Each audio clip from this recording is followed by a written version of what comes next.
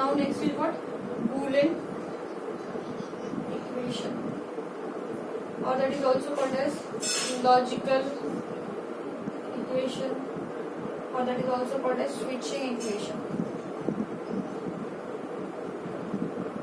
Actually, Boolean equation is a logical statement whose output will be in the form of yes or no, or simply we can say that true or false. Right? So our output will be in the form of yes or no, right? Or true or false. That is called as Boolean equation. So to write a Boolean equation, there are two forms, right? SOP form and POS form. SOP form and POS form. So here, first of all, we are two forms of Boolean equation. So that is SOP, that is also called as sum of product, and another form is POS, that is product of sum. Product of sum. Right? So these are the two forms to write a Boolean equation. And Boolean equation is nothing but an equation which we are going to derive from the truth table. That may be in the form of SOP or POS. Right? So first of all, we are going to see first form, that is sum of product form. Here sum of product means what? We are doing sum of product terms. Sum of product terms. Right? So what does it mean? Sum of product terms. So actually we have to derive the product terms from the truth table first of all, and then after we have to sum that product terms. For example, I consider a truth table and show you how to derive the equation from the truth table in the form of SOP.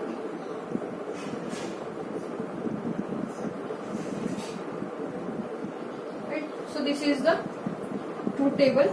Here A and B is the input and Y is the output, and I have to derive the equation in the form of SOP. Actually basic thing is what? We have to derive the equation from this truth table.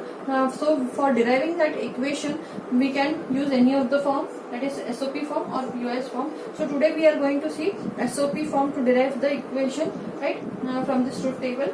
So there are some rules and regulations for SOP, right, to derive a SOP equation. First rule is what? You can write a product term for only output logic 1, right? In SOP we have to write only the terms, product terms for output logic 1. So here we are having 3 outputs as logic 1. 3 outputs as logic 1. So we will get 3 terms in the form of product. Right? Product means here a dot. Right? And dot is the representation for AND gate. Right? So here for this first output as logic 1, we are having inputs A equal to 0 and B equal to 1. One more thing you have to keep in mind, that in SOP 0 means complemented and 1 means uncomplemented. So here you can see that A equal to 0 and B equal to 1. So as I already told you that 0 means complemented, that means our term is A bar, and we are implementing a product term, so that's why dot will be there, right? And B equal to 1, that means uncomplemented B. So I got a term, first term in the form of product, right? It is A bar B. Right? Now for this logic 1 I have to write the term. So for this you can see that A equal to 1 and B equal to 0. So as A equal to 1 is there, so A and B equal to 0 is there, that is B bar. This is the second product term. And last one is what? Both the inputs are 1 1, so A B. So here I got the three product terms. Now we have to sum that product terms. As output is y, so y equal to sum of these product terms. Just write these three product terms. So here you can see that three product terms, right? And we are just summing these product terms, and that's why this equation is called as SOP equation.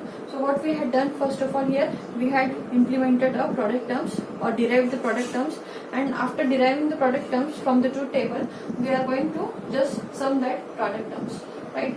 So that is what your SOP equation. Here you can see that y is the output and these are what? Inputs. These are what? Inputs. This is also called as literals. This is also called as literals. So here in this, one more thing you can see that these are what? Three are product terms. These three are product terms.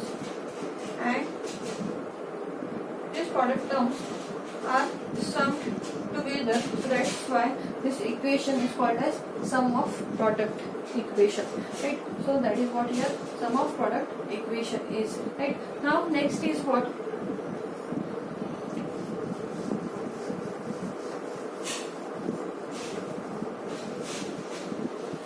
Next is what? A term that is related. I'll write the equation in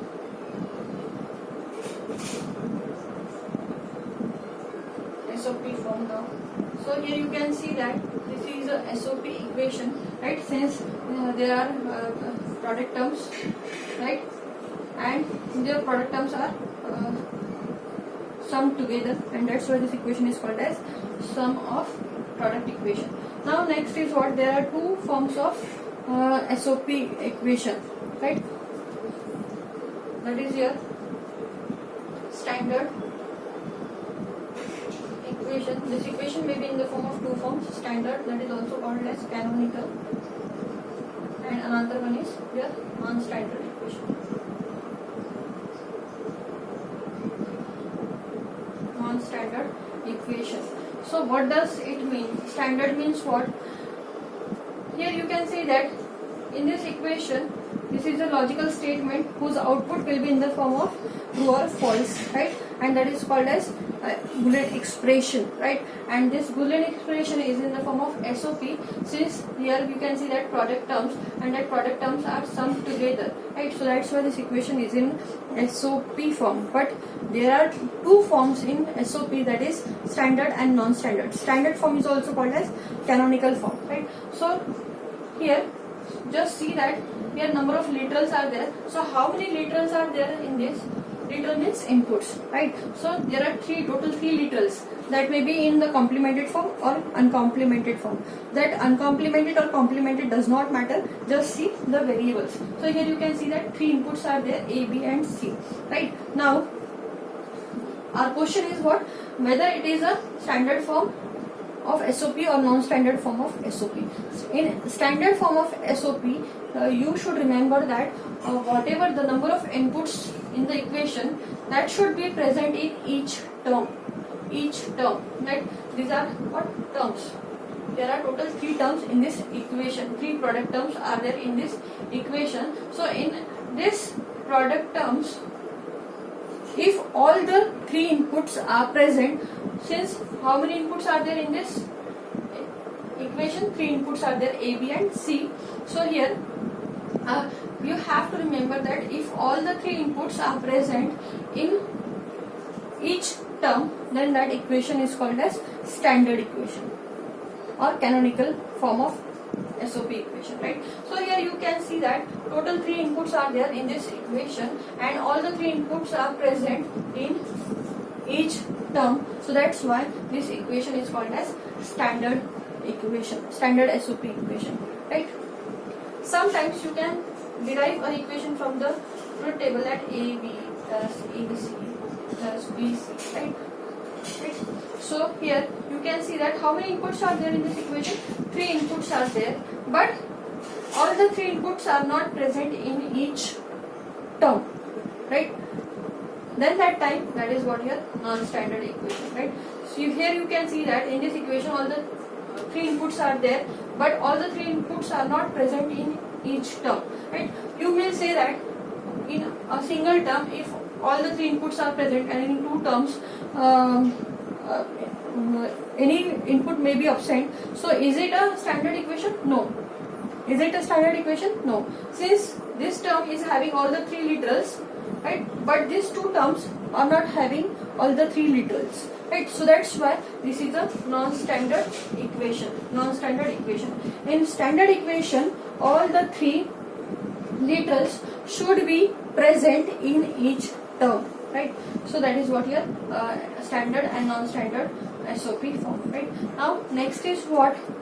Next is your mean term. What do you mean by mean term? A term called as mean term. What is mean term? So each term in the standard SOP equation is called as mean term, right? Here how many terms are there? This is first term, this is second term, and this is third term. So each term in the standard SOP equation is called as mean term, right? So here you can see that A, B, C is there. So how many this can be represented using here binary numbers. A, B, C means what? All the 3 literals are uncomplemented, and in SOP form 1 means uncomplemented and 0 means complemented. So this can be represented by using binary numbers as 111 since it is uncomplemented. Right here A bar is there, so A bar means 0 and 11.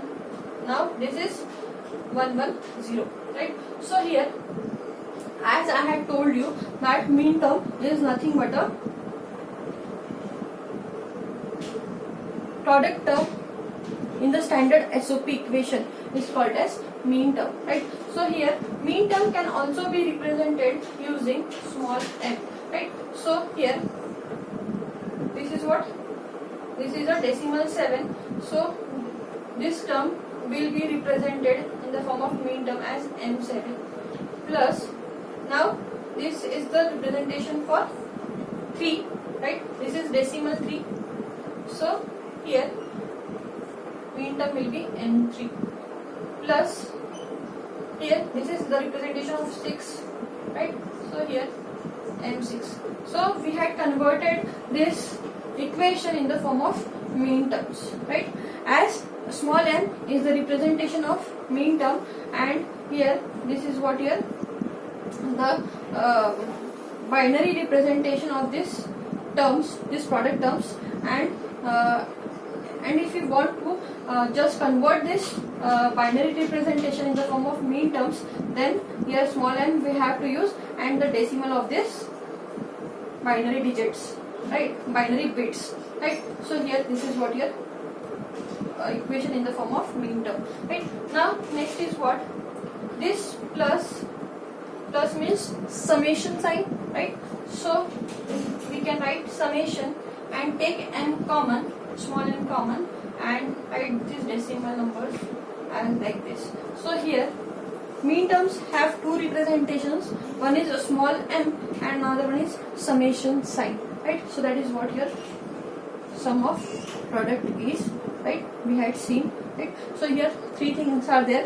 What is SOP, right? That is what here forms of SOP, that is standard or non-standard, and what is mean term. So these are correlated with each other, right?